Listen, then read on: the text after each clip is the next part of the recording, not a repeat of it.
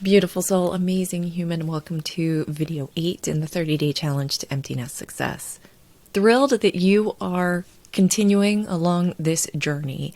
And today we talk about the story that we tell about our child's future.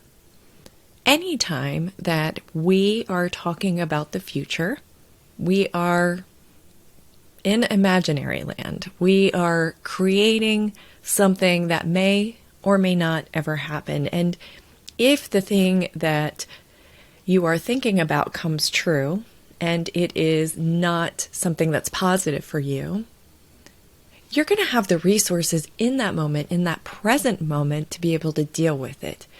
How do I know this? Because you've gotten this far in life. So if you are telling stories about the future, about your children, check on what those stories are, what the thoughts you have are about their future, and how are they making you feel. If they aren't making you feel good, write a new story. Often I like to talk about, imagine that we are picking ourselves up like Google Earth satellite view has that little person and you can move them along and drop them on street view.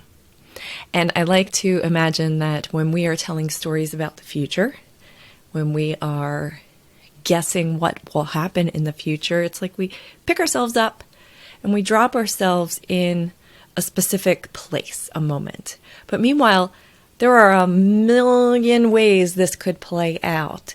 So if we are taking ourselves and we are dropping ourselves into this story, into this moment, and we are spending time in our present moment, picking ourselves out, dropping us there, we have absolutely no resources to deal with that.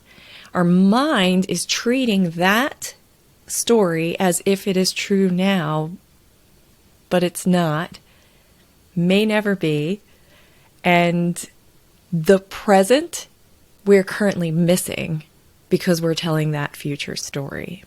So there's a few ways you can go with this. Journal it out and see if you're feeling, are you living more in the future? Are you living more in the past? Are you living more now, present? But for this one, catch yourself when you talk about your child's future, especially to them. Catch your thoughts on what you're thinking about, and anything you say out loud, monitor it. Be kind to yourself. You're going to say things that aren't perfect. We're human.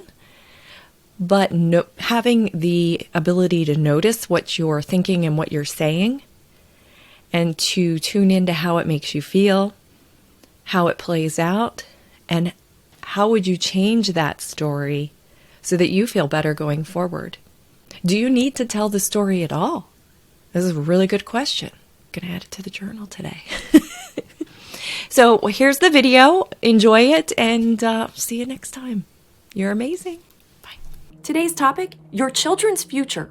What's your story? As a parent, thinking about the future can quickly lead into thinking about your child's future.